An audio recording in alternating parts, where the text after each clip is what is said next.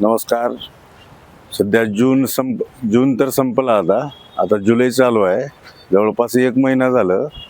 पाऊस तर अजिबात नाहीच आहे. उगं आपलं थोडंसं शिंतोडे पडल्यासारखा पाऊस पडलेला आहे.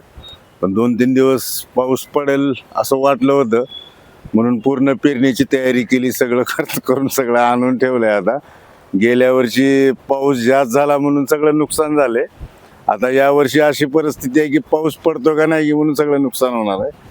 तरी शासनाला एवढी विनंती आहे, त्याला कळकळीची विनंती आहे, त्यांनी तात्काळ आता 1-2-4 दिवस वाट न बघता त्यांनी दुष्काळ जाहीर करावा आणि शेतकऱ्याला मदत करायचा प्रयत्न करावा ही विनंती.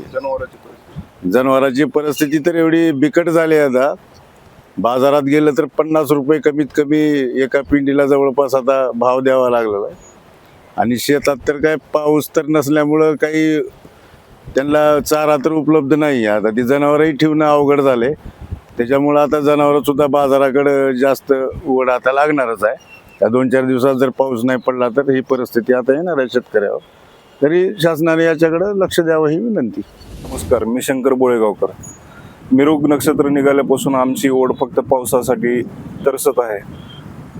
पाऊस अजिबात पडला नाही. आता ह्या 2-3 दिवसाखाली जे पाऊस पडला त्याच्यामुळे एवढी काही ओल झाली नाही. खात बी घेऊन ठेवलेलं आहे. खाता बियाला पैसे घालायचे, रानाच्या मशागतीला पैसे घालायचे. एवढे पैसे घालून सुद्धा पावसाची आणखीन हजेरी नाही आहे. आता बघू शकता तुम्ही, पूर्ण माती कोरडी आहे. काल पाऊस झाला तरी माती कोरडी आहे. तर आता इथं पुढे पेरणी जरी केली, आता 2-4 दिवसानंतर पाऊस जरी पडला आणि पेरणी केली तर नंतर त्याच्यावर रोग पडणार, मग ती फवारण्या येणार, मग पुढचं पीक उशिरला जाणार, मग त्याच्यावर आणखीन रोग येणार, वेळेत भाव नाही भेटणार मार्केटला जरी माल घातलं तर.